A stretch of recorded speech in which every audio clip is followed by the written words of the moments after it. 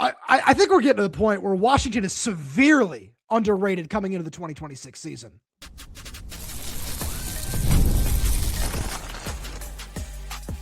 You are Locked On Huskies, your daily podcast on the Washington Huskies, part of the Locked On Podcast Network, your team every day. Welcome back into another edition of the Locked On Huskies podcast. I'm Roman Tomashoff. That's Lars Hanson. Thank you for making this your first watch or first listen of the day, as we are part of the Locked On Podcast Network, the #1 sports podcast network. And today's episode is brought to you by FanDuel. FanDuel is giving you a way to turn that energy into even bigger potential wins with a college basketball parlay profit boost. Head to FanDuel.com to get started. Lars, we got a really fun show coming at all these everydayers on this Monday. We're going to be talking about who the biggest potential surprises from spring practice might be. But before we get into that, FanDuel dropped their over-under win totals for the 2026 season, and Washington's is at a 7.5. So we're going to go through our way too early pre-spring practice record predictions in a little bit. But before we even get there, 7.5 is Washington's win total, according to our good friends over at FanDuel.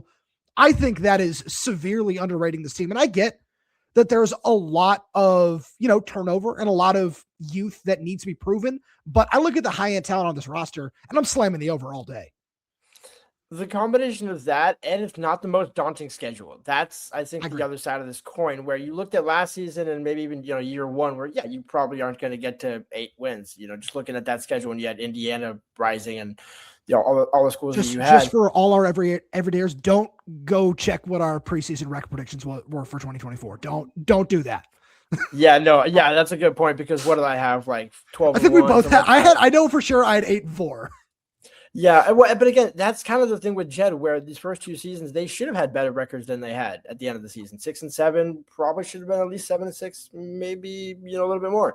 Last season, certainly the Wisconsin game, you should have been at 10 wins. We've both written about that and talked about that.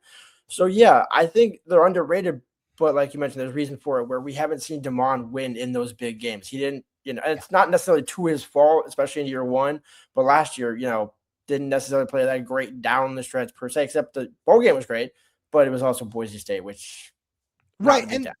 And so that's the biggest thing, where I look at this line and I think that certainly played into it, where I think it was Bill Connolly over at ESPN who wrote about what Dezmen Williams just looked like in big games versus not so, where the 4 best defenses that Washington plays last season, the Huskies offense averages 9.3 points per game. In the other 9 games that you won, it was close to 45. So that is one of those things that obviously needs to take that next step forward. But I look at the offensive line, where one of the biggest things that I heard from no matter who I talked to at Pro Day last Monday was the fact that this offensive line, this coaching staff couldn't be more excited about it. They believe they have one of the best units in the Big Ten, and, rightfully so, right? You're returning 4 starters. The one, high-end backup that you have could potentially just take over at right guard in Champ Leah. And then you look at left tackle, where there's just a whole bunch of talent in whether it is Colt Dietrich or Cody Green. I think that is one of the biggest things where, there are questions about, who's going to shoulder the load at running back, what it's going to look like at wide receiver behind Dezmen Roebuck at this point in time, and who might just really emerge at that position. But I look at it, and the reason I'm not too concerned is there is so much talent on this team. I think that is something that just traditionally has gone overlooked over these last couple of months, as we get into the kind of the dog days, if you will, of the college football offseason before spring practices. There's so much talent on this roster, but it's just all unproven that everyone's just like, I'm going to write this team off for right now. Or at the very least, there's no reason to talk up the team outside of what you and I know, where much like, what was it, the 2023 season, where nobody saw UW making a national championship run. I'm like, well, I think 2 of us did. You and I both did. Absolutely. But when you don't have that momentum and energy, like you beat Boise State handily, but I don't think anybody's looking at, like, if UW, here's the thing. Do you think this discussion is different if they won 10 games last season? I would say a little bit, where it's kind of going to put you in the same spot though, because at the same point, you're still losing 5 guys to the NFL draft in Denzel Boston, Jonah Coleman, the 2 corners, and Carver Willis. And you're still bringing in just all of this young talent and expecting them to compete at a high level. But I think the narrative might look, it's tough, right? Because you can look at it from the angle of like, yeah, you're still losing all this talent. These are all still guys you need to replace. But at the same point, I think about what Ryan Walters can do in his second season with all the talent that he has on that defense and what he was able to do last season. And then on top of that, just like on the other side of things, it's still, hey, even if you win that Wisconsin game, you lost to the 3 toughest opponents on your schedule. And that is something that still needs to improve. It does, and I wonder, will that change? Because like you mentioned with Ryan Walters, you have Alex McLaughlin as a senior, X-Ray Alexander senior. As you have, senior leadership mixed with that young talent like Dylan Robinson and them emerging sophomore and things like that. So there's not a massive drop off as, hey, you got like 8 starting true freshmen. You're not in the 2024 situation anymore. But who is your running back? Like Adam Muhammad, if he's on this team, maybe you get to 8.5 just because you at least saw what was in the system coming down the pipeline. Now you have to break in Jaden Lamar, the new running back from Troy, Brian Bonner. You go down the list of guys. Yeah, there's all pieces, but until you truly put it together, you're getting the hype train. And right now, Washington isn't in the position to have those, kind of boosts going into the season at least.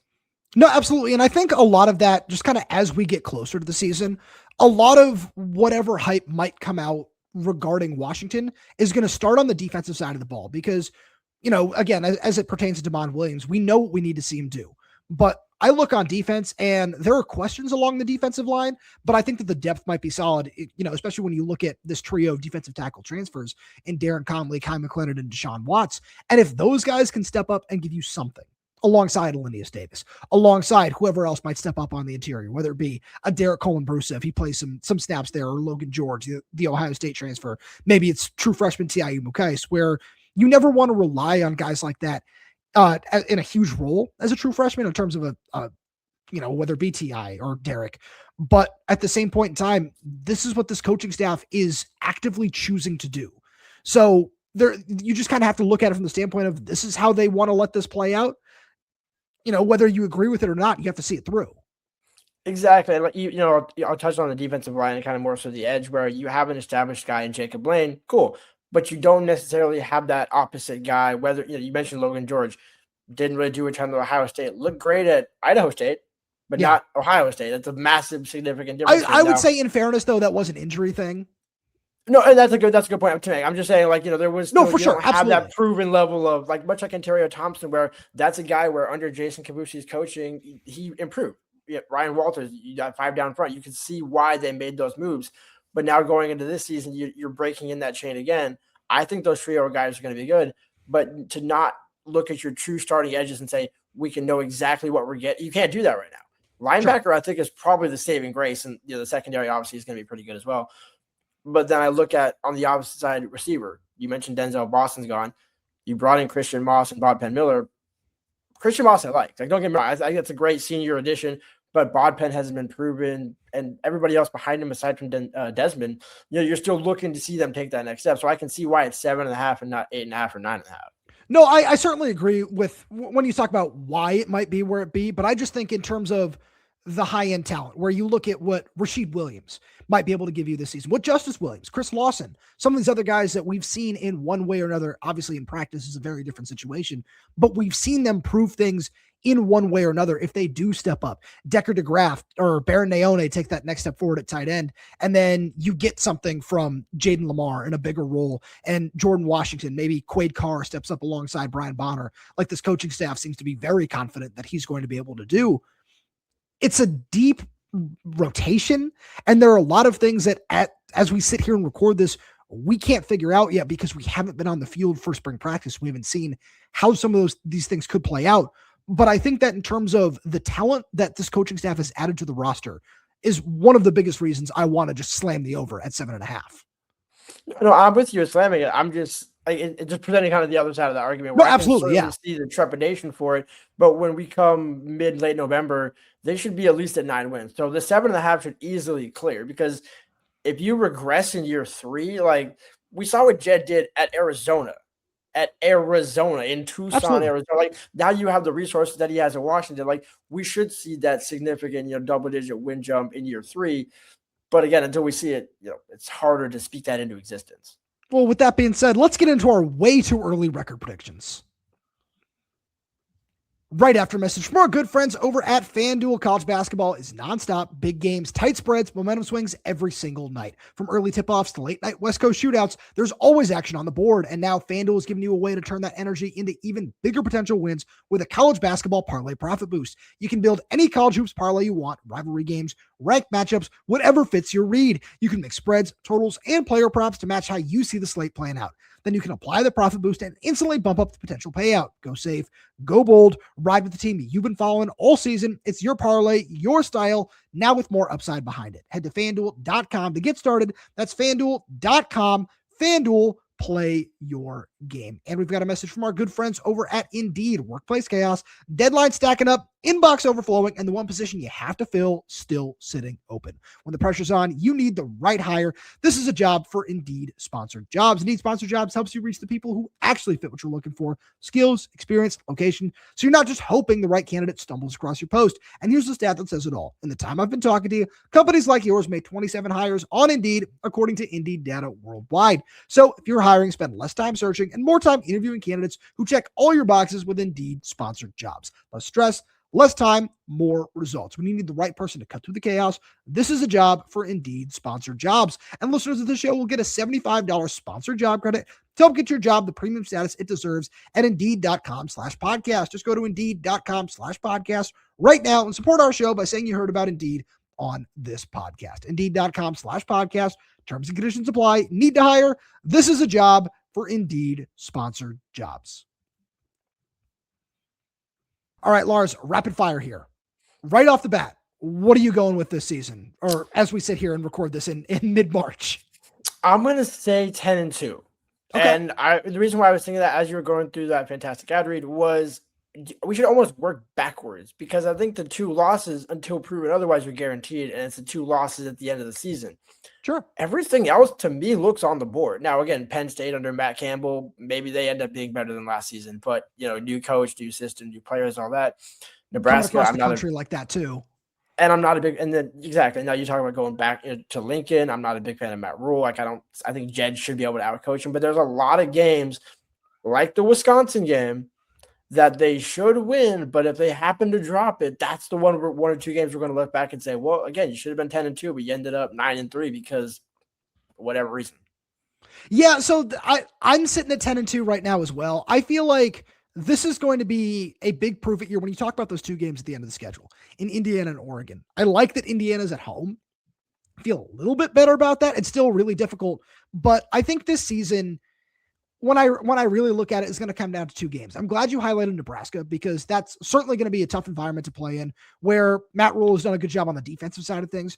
Really curious to see what might happen offensively there, but that's something that I'm really curious about when it comes to that. The other one for me that I think is really going to define this season is at USC in early October, because you have obviously the non-conference slate, and then you get Minnesota at home, and then all of a sudden your first game is at USC, which curious to see what they look like with Jade Mayava coming back and everything like that. But I look at that, and I'm glad you highlighted Penn State too, because that one, I have that one as a win right now because it's in Seattle.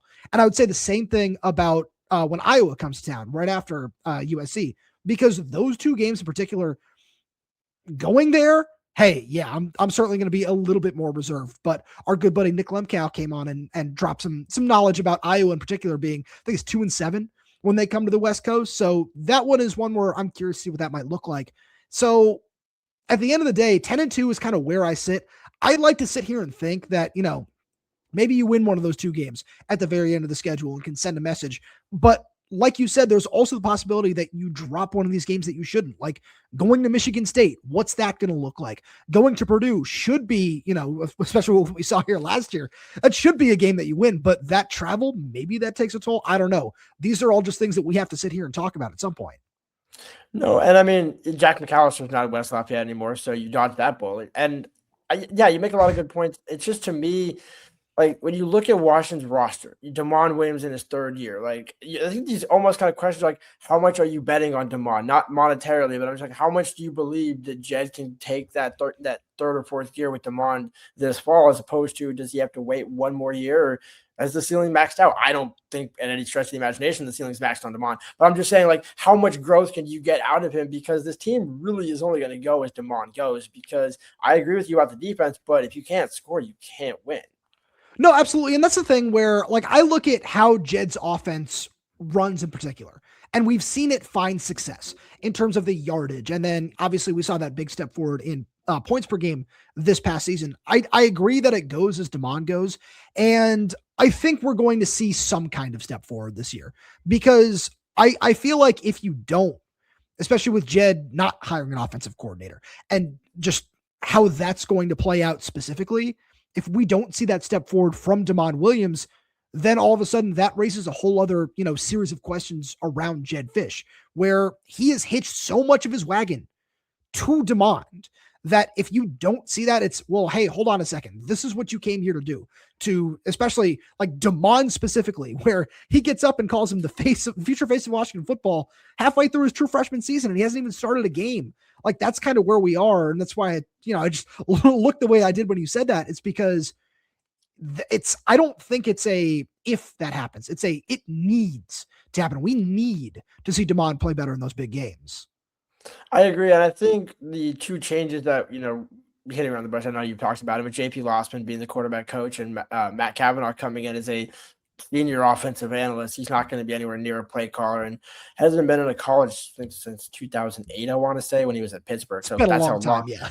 Well, Sean McCoy was the Pittsburgh back in the day. I didn't need that. Now I feel old. No, but what's crazy to me, and like that's what intrigues me so much about this. Like, what's going to change about the offense, where all of Cavanaugh's offenses have been predicated more on a running game than looking at any quarterback success. Like, you do not look at his quarterback success at all in terms of what he could possibly bring.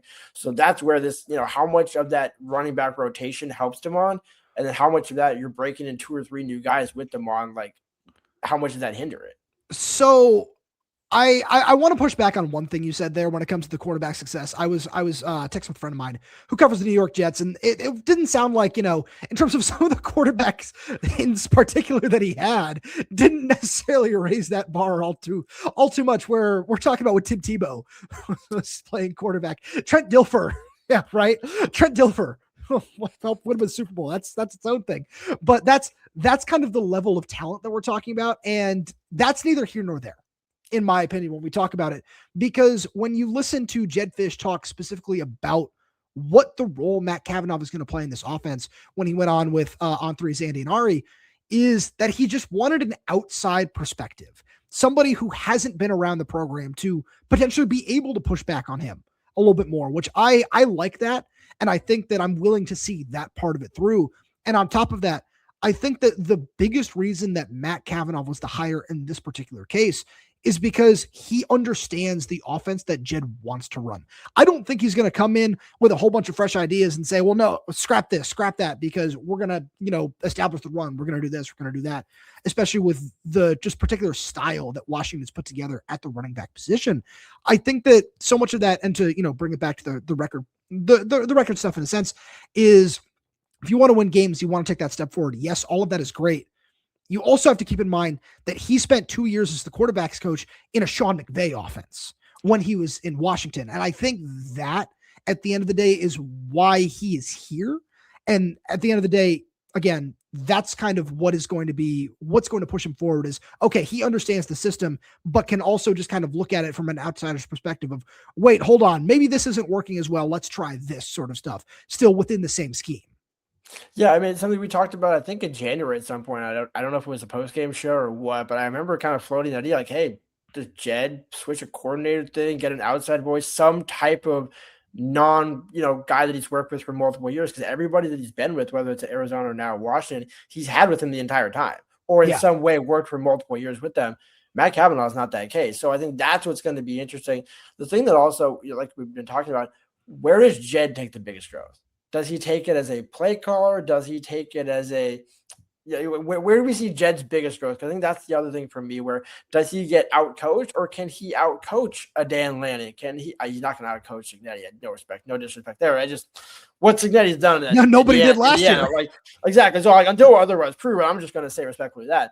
But Jedd has the aptitude, experience with Sean McVay in years in the NFL. He should be able to out coach a lot of these guys. Now this is kind of that year to show, hey, like this is what it was all meant to be. No, I do like where you're going with that, because if these record predictions are to come to fruition, just try to keep it, in that same general sphere, is a lot of it is going to come back to the growth. And I think play calling is the only thing you can point to in that regard, because it's something our good buddy Alex Katzen says a lot. It's not the offense. It's not the scheme. Sometimes it's the sequencing. And that's where an outside voice can certainly help. Oh, no, I absolutely agree. And I think like that now we just have to see it come to fruition, where we might not even see it in practice throughout the spring. It's going to have to be in that, window in the fall where, again, to bring this full circle with the record prediction, again, you start out great. You start out 3 years in a row in the Big Ten, opening your Big Ten conference play at home. Yeah. You're starting off pretty much on a pretty good foot here. The question is, can you get over those miniature bumps that have been catching you the past couple of years? No, absolutely. And that just kind of brings us to a fun question of who's going to surprise us the most when we get out there for spring ball. And we'll get there right after a message from our good friends over at Robinhood. What is sports? We're traded like markets. Now you can put your sports IQ to work in real time with Robinhood prediction markets. It's not you against the house. It's you participating in a live market. You can buy or sell your positions live all game long. Use your sports knowledge in the moments that matter. Robinhood prediction markets changes the game. It's people moving the action. So when momentum shifts, you can move with it. I always knew the game, but never had a dynamic way to apply that knowledge. Now I can actually take part live in a market powered by people. You're no longer just a spectator. Play by play. You decide. Trade every play with Robinhood, now available across the U.S. Download the Robinhood app now to begin. Futures and cleared swaps. Trading involves significant risk and is not appropriate for everyone. Event contracts are offered by Robinhood Derivatives, LLC, a registered futures commission merchant and swap firm. And we've got a message from our good friends over at Wayfair. Spring is the perfect time to refresh your space and make your home better for you. Whether it's updating a room, adding some outdoor furniture, or finally organizing that cluttered corner, it's a great chance to bring a fresh look into your home. That's where Wayfair comes in. From furniture and decor to organization solutions and outdoor essentials, Wayfair makes it easy to find pieces that match your style and your budget. What I love about Wayfair is how simple the process of shopping is. You can filter by style, size, and price, so you find exactly what works in your space, and options like easy assembly or installation make the whole experience smooth from order to setup. Whether it's a new desk for a home office, some storage solutions, or outdoor pieces for spring, it's easy to find something that fits both your style and your daily routine. Find furniture, decor, and essentials that fit your unique style and budget. Head to wayfair.com right now to shop all things home. That's WAYFAIR.com. Wayfair, every style, every home. And we've got a message from our good friends over at the Space Needle. After 4 p.m., the Space Needle's Pint and Pie gives you the whole package. Entry, a savory or sweet tip-top pie, and a pint of beer, wine, or a non-alcoholic drink, all for just $35 per person. Minimum purchase of 2 required. Space Needle is Seattle's most iconic destination, not just for the views, but for evening fun. Create a pregame story as iconic as the Space Needle itself. Look out over the city and then look down at Climate Pledge Arena before you go inside. Toast the home team, then roll into Climate Pledge with the best pregame story in Seattle. Whether it's date night, friend night, or you're just here for the deal of it all, come take your place on the horizon. Only $35 per person. Limited time offer. 21 plus only. ID required. Get tickets at spaceneedle.com. Minimum 2 required. So Lars, as we come down the stretch here today, I'm really excited to get back out there for spring practice because like we've been talking about, there's still a lot of unknowns. And our good buddy Christian Capel was on this show last week, and he brought up somebody who I was a little disappointed I haven't talked about more, where when I think about the biggest surprise of spring practice, one guy who has certainly flown under the radar because of some of the other high-end acquisitions that were made in the secondary is Jeron Jones, especially with Rashawn Clark out for spring practice, recovering from a shoulder injury. That's a guy who could make a name for himself in the nickel. He absolutely could. I think that's what the beauty of spring ball is those guys that we didn't get to see a ton of run last season get that run this fall. And I think, when you look at that nickel position, anytime, I think Rashawn's pretty much going to hold it down, let's be fair, if he's healthy. But absolutely, when you look at the depth behind it, I think that's what's going to be key where, kind of tying a little bit to last season. When you bring in those second and third waves, can those guys hold up? I think there's going to be a few options there. Obviously, Dyson was in the mix last year at the nickel position as a backup. So getting bigger size there is, I think, intriguing. I'm just curious, like the guy that I thought of in that similar light, not necessarily nickel, was Raheem Wright, where a guy coming off of injury in that similar mold. The staff was very high on him coming from Arizona, and we just really haven't seen it come to fruition. He's fully healthy now, so I wonder, maybe does he find a role in nickel given safety's a little kind of mixed up at the moment? So I like where you're going with that. My only question is exactly what you said. Is he going to play nickel or is he going to play safety? Because in the one game he has played, since unfortunately he's struggled with injuries over his 2 years here, is at nickel. And that was in, I believe it was the Weber State game in 2024. So I'm curious to see if he does stick at that position, or maybe they just want to try flexing him between the two to see what it's going to take to get him on the field. And one thing I think about in that regard, where I don't think it would happen too much this season because of CJ Christian and then whatever Gavin Day is going to be able to bring as well at safety. But remember last year, Washington would go to 3 safety looks to counter 12 personnel when the offense would go with 2 tight ends. So is that one of those, those spots where maybe they like his athleticism and some of the different things that he can do in coverage for you? Maybe that's a role for him. I don't think that would be the case as of this moment, but I just want to throw that out there. No, I like that. I think that's kind of, when you look at what spring ball is used for, it's the trial period. You don't want to be doing it in fall camp. You want to go into fall camp with what you got going. The whole benefit of not having a spring portal period is you don't have to be like, well, hey, who's going to dip out midway through spring and say, hey, like, I can get playing time over here at X State, whatever. And I think, when you look at the departures on this team, that's where some of those young guys should step over. Vincent Holmes is gone, so now that spot's there. CJ Christian, like you mentioned, we didn't see him last year due to injury. What does he bring? Ryan Walters, when he, it's that coaching cliche of we want to get the best 11 on the field. Well, especially in the secondary, that's kind of by design where you have so many guys with such long athletic bodies. It doesn't really matter who's out there. Lars, who would your biggest surprise to spring practice be? So to me, I don't want to say Jordan Washington because I feel like that's cheating somewhat given what we saw towards the tail end of last season. But I'm going to say Jordan Washington for what a bigger role looks like for him. Like, where is he? Has he gotten a little more, size added to that frame? Because I think if he can hold up with that added muscle and added, weight to his frame, that's going to be significant because if you don't have Adam Muhammad, somebody's going to have to step up that at least was on the team last year. So I like where you're going with that. I was thinking that when you said running back, that you were going to talk about Troy running back Trey Cooley, who was a surprise when we found out he committed.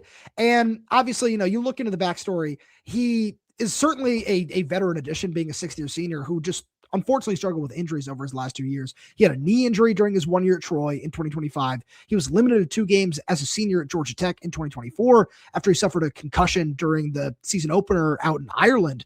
So that's one of those guys where, as we sit here right now, we still don't know too much about why that happened. But at the same point, if he's somebody who can prove that he's healthy, he's shown some kind of production in a committee in the ACC at the Power 4 level. So maybe he can give you something. I'm not, completely sold on that at this point, just because we're just kind of going to have to see it with the struggles to stay on the field recently, which is unfortunate and obviously not his fault. But that's something that I'm going to be really, really curious about. No, I agree with that. I think the reason why I kind of omitted him was just like you mentioned, it's a surprise edition. Like it's fair. Whatever you get from him literally is going to be a bonus / surprise.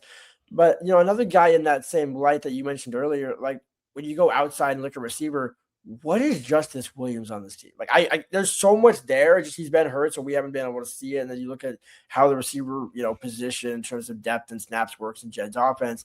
If he can stay healthy for even just 12 out of 15 practices, because as Raiden Vinesbright showed, you don't really have to play all spring to show out in the fall. But if he can get that momentum going into the fall, I think that's going to be a significant addition because whatever you get from Christian Moss and Bond Penn Miller, you just need those in-house guys that already have the reps with DeMond built in because that's where the running start comes from.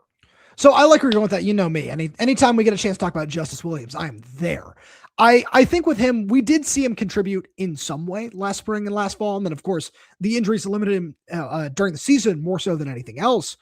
I just think that he's one of those guys where right now, in terms of the depth chart that I have going in my head, and it's a disaster. Don't ask me any more questions about that. I have him above Bodpin Miller. And one of the biggest reasons for that is he's just played the position longer. So if Bodpin Miller comes in and blows us away, obviously neither you nor I are going to be mad about that.